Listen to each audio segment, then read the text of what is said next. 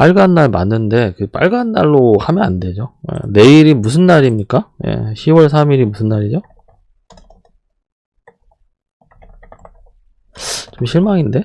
개천절 아니에요, 개천절? 뭐예요? 신시 배달이 만들어진 날이잖아요. 고조선 건국일 아닌가? 저도 요즘 이제 신시대에 발맞춰 가야 되니까 삼소가 뭔지는 알려줘야 되잖아요, 그죠? 삼겹살 플러스 소주가 저기 삼소래요, 삼소. 이런 또 줄임말이 나올 줄 몰랐습니다. 지난 시간에 재밌었던 게 하나 있었죠. 한강 플러스 겐지스는 뭐예요? 겐지스 강은? 한지스 강이죠. 한지스 강. 예. 좋습니다. 예. 그 여자들 성향 자체가 특히나 이제 이 한국인 같은 경우에는 어떤 강력한 어떤 이 관념 세계 속에 빠져가지고 자기를 온전히 맡기는 그런 스타일을 상당히 좋아하더라고요. 그래갖고 뭔가 주체적으로 생각하는 거 상당히 불편해해. 그래서 대한민국에서 이 페미니즘하고 요 글로벌 공산주의하고 PC주의 같은 게 판치는 이유가 그 야합을 하는 거죠. 한코쿠노 온나노코가 좀 야합을 하고 있다고 봐야죠. 그래서 참 그런 거 보면요, 진짜 연애하고 싶지가 않아요. 어제 보니까는 저기 DC 인사이드 그 커뮤니티에서 아주 난리 났더라고요. 그 동남아 엘프론이라고 해가지고 동남아시아 국가 여자들하고 국제 결혼하는 게 요즘 뭐 이제 대세로 막 자리 잡고 있다. 이제 뭐 그쪽으로 알아봐야 되는 거 아니냐. 뭐 이런 얘기가 젊은 사람들 사이에서도 많이 나와요. 20대에서 30대 사이도 많이 알아보고 있죠. 근데 이제 생각해보면 베트남이라는 나라, 대표적인 게 베트남이죠. 베트남인데, 베트남이라는 나라 자체가 공산주의인데, 그런 것도 이렇게 아랑곳하지 않고 이렇게 결혼하려는 거 보면은, 그만큼 뭐 이 종족 번식의 욕구랄지 어떤 이 마음의 안정을 찾아야 된다는 그런 욕구는 굉장히 강한가 봐요. 그죠? 뭐 사실 사건들이 많이 있었잖아요. 그 남편을 이렇게 감자탕을 끓인다든가 계곡을 막 데려간다든가 뭐 이런 사건들이 상당히 많았잖아요. 그런 게 마치 이제 고유명사가 돼버려 가지고 그냥 결혼 생활도 좀 짜증나는 편인데, 거기다가 이 생명의 또 어떤 위험까지 감수해야 되는 수준이기 때문에, 그 대체제로 국제 결혼을 알아보는 거는 뭐, 자연스러운 수순이 아니었나, 이런 생각이 듭니다. 근데 이쁘기는 한국 여자가 저기 아시아에서 원탑 아니에요? 난 그렇게 알고 있었는데 아닌가 봐. 아닐 수도 있죠. 개인에 따라 다른 거고요. 베트공도 이쁠 수 있어요. 화장 벗기고, 성형 제외하면은 뭐 그닥 베트남 승. 그렇죠. 저 우반장님이 저 20대 때 그 별명이 뭔지 아세요? 저 형님이 이제 압구정이 주로 활동 무대였잖아요. 주로 별명이 한번 생각해 보세요. 그 압구정에 계속 있는 사람이야. 계속 있어요. 있으면서 뭔가 관찰하고 이렇게. 압구정 보안관이에요, 보안관. 압구정 쉐리프 있죠. 압구정 영어로 해드릴까? 저는 이제 뭐 홍대 거주민이었죠. 뭐 저기 김은혜님이 저기 별명이 그거셨다네요. 김은혜님이 100m 황신혜인가요? 뭐 그 정도로 생각합니까? 그럼 우리 세게님은 별명이 뭐였어요? 유학파시구나. 어메리칸이었죠? 어메리칸. 그 스테이트도 좀 궁금하긴 한데. 일하셨어요? 그냥 저스트 워커였대요. 그냥 워커. 이거 자몽님도 있었어요? 열심히 죽도록 일했다고 하니까 뭐 하드 워커가 되겠네요. 뭐 거의 뭐 죽도록 일했다고 하니까 뭐 시체가 일한 건가요? 브리티시 좀비였다고 합니다.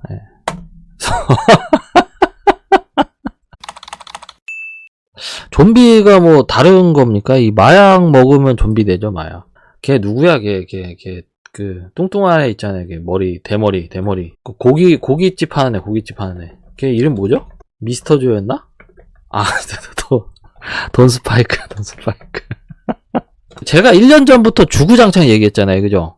대한민국의 문신이 아니라 마약이 굉장히 판을 치고, 이제 스스로 악마의 길을 가는 거죠. 그래서 북한산 마약이 상당히 유명하다.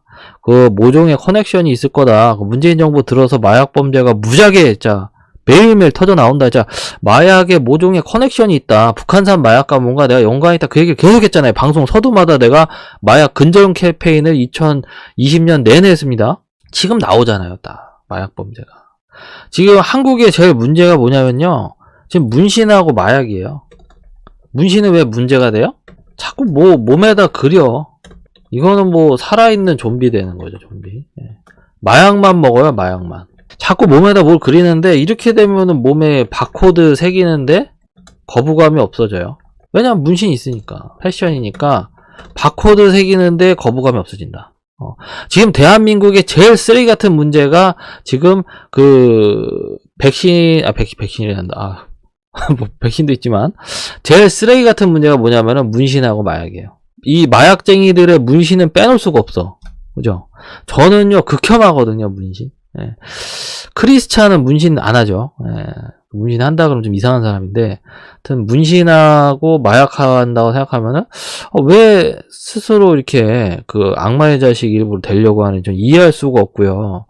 지금 가뜩이나 한국인 자체가 상당히 미개하잖아요. 근데 거기다가 또 이렇게 천박해지기까지 하면 이걸 뭐 어떻게 불러야 되죠? 이게 뭐 생물이냐?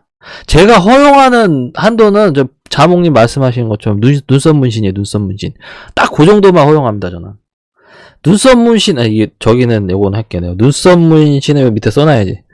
눈썹 문신은 제외. 전 눈썹 자연산이에요. 저는 진해가지고 그런 거 할 필요 없어요. 그래서 정상적인 게 없는데 그나마 우리나라 정치인 중에서 정상적이라고 하는 사람은 최춘식 의원 한 사람이죠. 그죠? 이거 잘 보셔야 돼요. 실내 마스크 전면 자율화라고 하는데 국회의원 중에서 유일하게 제정신인 것 같아요. 실내 마스크 전면 해제가 아니라 실내 마스크 전면 자율화를 주장하는 이유가 뭘 것 같아요, 여러분? 이게 자율화를 주장하는 이유가 뭘 것 같아요? 왜 전면 해제가 아니고 전면 자율화죠? 최춘식 의원은요, 이 자유에 대한 관념이 확실한 사람이에요. 정확히 인식하고 있어요. 뭔지, 자유가. 왜 이게 중요하냐면요. 지금 이런 게 안 되는 거예요. 한국 사회. 지금 이 짚어주잖아요. 지금 전도 치료사가. 제가 짚어주니까 여기서 이제 치료를 받으시면 돼요. 이게 안 된다고. 왜 뭐가 문제냐면, 실내에서 마스크 쓰고 저산소 때문에 눈 풀리고 이런 건요. 그거 쓰든 말든 그 사람 자유예요. 그럼 바보 같은 짓을 하는 것도 자유란 말이에요. 그걸 보장하기 위해서 실내 마스크 전면 자율화라고 얘기를 하는 거예요. 실내에서 마스크 계속 쓰면서 저산소로 눈이 풀려도 그런 바보 같은 짓을 해도 그건 그 사람의 자유다 이거예요. 그걸 보장하려고 전면 자율화라고 얘기를 하는 겁니다. 전면 해제는요. 그런 게 없어요. 그냥 다 일괄적으로 다 같이 마스크 안 쓰는 거예요. 그죠? 그런 관념 자체가 굉장히 차이가 많이 나는 겁니다. 칸코쿠는 그걸 구별을 못해요. 미기에서 600년 동안 노예짓만 하다 보니까 이런 깊은 인식을 가질 수가 없어. 유일하게 정상적인 얘기하는 사람이 이 사람이에요. 이거 뭐 어려운 얘기 아닌데 그게 안 되는 거예요. 개인의 판단에 맡기자는 거죠. 그죠? 그게 바로 자유의 가치고 정부는 국민들한테 자유를 보장하는 게 국정 운영의 제일 1호 원칙이 돼야 되는 게 맞죠. 그죠? 그게 현대 국가잖아. 그죠? 그게 자유 대한민국입니다. 다른 게 아니에요. 그게 공화제예요. 리퍼블릭이라고요. 그런 인식 자체가 없어. 한국 사람은 없어요. 왜냐하면 전두엽 기능이 그걸 못 따라가니까 계속. 그냥 뇌 기능이 안 되니까 그런 거니까 제가 지금 알려드린 거예요. 그래서 오늘도 제목을 보게 되면 이제 이탈리아가 부러울 줄 몰랐다고 지금 얘기하는 게 사실 이 사람이 당선됐잖아요. 이탈리아 새로운 총리 조르지아 멜로니죠. 예, 그래서 이탈리아 형제들 당이라는데 그 당 출신인데 이름이 간지나네요. 이탈리아 형제들. 마치 예전에 무슬림 형제들을 좀 보는 듯한 느낌인데. 그 외국인 관광이나 유학 아니면은 이제 명품 소비 이런 게 없으면요. 이탈리아는 그 먹고 살 게 없어요. 그냥 속빈 강정입니다. 강정. 이 다른 유럽 국가들하고 마찬가지로 이민자 문제로 굉장히 골치를 많이 썩었죠. 그러다 보니까 자연히 이제 이렇게 이탈리아 총리가 뭐 우파 총리가 나오는 건데 극우라고 얘기하지 마세요. 극우. 무슨 극우입니까? 정상적인 얘기 하는 거죠. 그 이제 총리가 바뀌면서 내가 볼 때는 독일보다도 더 잘 나갈 가능성이 있다. 이런 생각이 듭니다. 김은혜. 정상인이 극우로 둔갑하는 요상한 세상. 고정 시킵시다. 메시지 고정. 지금 극우라고 표현하지만은 뭐가 극우입니까? 이거는 민족주의 애국자예요. 정상인이고. 이거를 자꾸 글로벌 신공산주의 세력이 자꾸 이거를 악마화 시키는 거죠. 내가 얼마 전에 보니까 우리나라도 뭐 채식주의니 뭐니 해가지고 요즘에 트렌드 좋던데 풀무원에서 그 대체육 식품을 광고하더라고요. 아, 내가 그거 보고 야, 도대체가 이 한국에서 이 돈 벌려고 하는 기업하는 도 이거 진짜 아무 생각이 없구나. 조금 읽어봐 드리면요. 뭐 이런 거죠. 아프리카에서 온 불법 체류자들과 이민자들은 손발을 묶어서 트럭에 싣고 이민자를 좋아하는 독일로 보내버려야 한다. 좋죠. 딱 맞죠. 딱 맞죠. 자, 또 얘기했죠. 페미니즘은 악마가 세상을 분열시키려 내보낸 썩은 독사과 페미니스트들은 사랑받지 못해 내가 뒤틀렸다. 전두엽이 망가졌다는 얘기죠.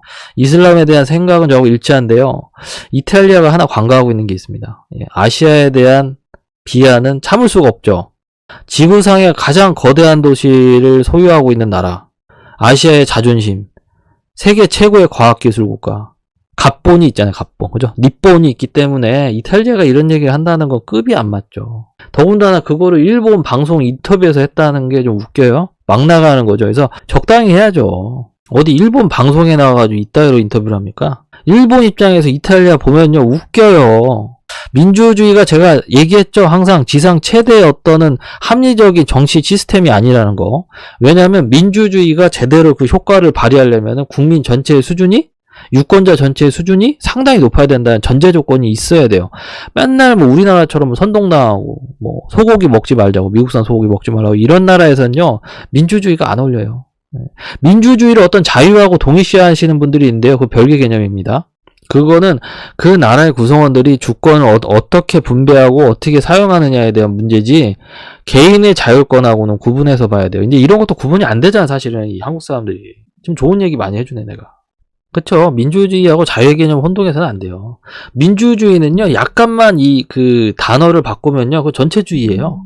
왜냐면 국민 전체가 생각이 없으면 그 나라 자체가 겉만 민주주의일 뿐이지 안에는 전체주의가 똑같다. 사실은 그 얘기하는 거죠. 뭐 주옥 같은 워딩이긴 했어요. 바이든의 미국이 쇠락의 길을 걷듯이 지금 신글로벌 공산주의 세력이라고 제가 말씀을 계속 드리잖아요. 이 이념을 채택한 국가들은 전부 다 쇠락의 길을 갈 수밖에 없어요. 그죠? 예. 러시아 보세요. 러시아 이번에 합병했잖아. 그죠? 아 러시아가 진다며. 러시아가 졌는데 왜 그 땅들이 합병이 돼요? 돈바스 지역이 왜 합병이 돼요? 러시아가 진다며. 근데 왜 돈바스 지역 영토가 러시아 영토로 확장이 되냐고요. 이번에 노드스트림 그 가스관 폭파한 것도 사실은 배후에는 저는 미국이라고 봅니다. 러시아가 자기네 돈을 몇 조를 들여서 만든 그 파이프라인을 박살낼 리가 없잖아요. 그냥 파이프만 잠그면 되는데. 유럽을 제재하고 싶다면 파이프만 잠그면 되는데 그 시설을 아까운 걸 왜 파괴를 해요? 이거는 할 사람이 미국밖에 없어. 그래서 그 파이프라인 그 작살나고 있어가지고 그 예전에 트럼프 형님이 했던 얘기가 그대로 실현되는 거 아닙니까? 제가 홍지수 씨를 상당히 좋아하는데요. 이분이 그 한국에서 그나마 분별력 있는 그 지식인 중에 한 분이 아닐까 생각이 됩니다. 예, 항상 잘 보고 있어요. 너네 그 러시아 천연가스 의존하다가 너 큰일 난다 이렇게 경고했지만은 독일 대표단은 웃었죠. 이렇게 웃었습니다. 웃었지만은 지금은 음수건으로 샤워하고 겨드랑이 닦고 그 암내 풍겨가면서 살아가는 게 지금 독일 사람들의 현실이에요. 에너지 배급을 한대요. 이런 애들이 이 정치하고 이러니까 유럽은 만국병에 이미 들었어요. 옛날에 독일이 어땠습니까? 차도 잘 만들고 군대도 잘 만들고 못하는 게 없는데 그 좋은 기술을 가지고 가스 하나 충분하게 공급을 못한다는 게 말이나 되는 일입니까? 부끄러운 줄 알아야지.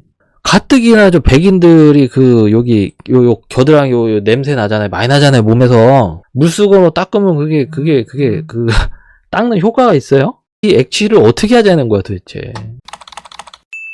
지금 한국에 정상이 없어요. 정상이. 일본 측에서 하는 얘기를 해석을 못해요. 지금 한국 정부에서. 진짜 이 쪽팔린 거 이런 거지. 기시다가 한일 정상회담 발표를 일방적으로 그 대통령실에서 한 것에 대해서 강한 불쾌감을 표시를 했거든요. 불쾌할 수밖에 없죠. 아사히 신문에서는 그랬다고 합니다. 그렇다면 반대로 만나지 않겠다고 기시다가 직접 얘기를 했다고 해요. 일본 정부 측에서 이렇게 답안을 줬어요. 징용경 문제가 성결이고 이렇게 답지까지 친절하게 줬는데 답안지를 줬어요. 이게 지금 뭐 말이 어려우니까 내가 한국 정부가 못 알아들까봐 대신 설명을 해주자면은, 니네가 문재인 정권 때 쌌던 똥이니까 니네가 치우고 와라. 똥 묻은 손으로는 일본에 오지 마라. 대화할 생각 없다. 악수조차 할 생각 없다. 그 얘기예요. 이 얘기가 해석이 안 되니까 자꾸 가가지고 이상한 행동하는 거예요. 결정된 거 없는데 윤석열 씨가 가가지고 기시다 만나자 그래갖고 간신히 만났지만 한국은 요걸 가지고 무슨 회담으로 포장하려고 했었지만 일본 측에서는 간담회라고 얘기를 했죠. 굉장히 쪽팔린 얘기입니다. 이 둘 다 그래도 인정한 거는 이때 만나서 얘기했던 거는 정상회담이 전혀 아니다. 이 얘기를 했던 거죠. 일본 측에서는 이렇게 오는 것도 반갑지가 않아요, 사실. 이런 거를 어떤 사인을 못 알아차린다는 게 지금 대놓고 일본 정부에서 그 얘기를 뭐가 문제인지를 해줬는데도 그거를 알아차리지 못하고 해결할 생각 안 하고 가서 자꾸 저렇게 그 쇼맨십만 했다는 것 자체가 그게 제일 쪽팔린 거예요, 그게. 국익을 생각하는 그 애국 대통령이 우리나라에서 왜 이렇게 나오기가 힘듭니까? 우리는 왜 그런 대통령 못 가져요? 스스로 자문해 봐야 됩니다. 문해력에 문제가 있는 거 아닌지.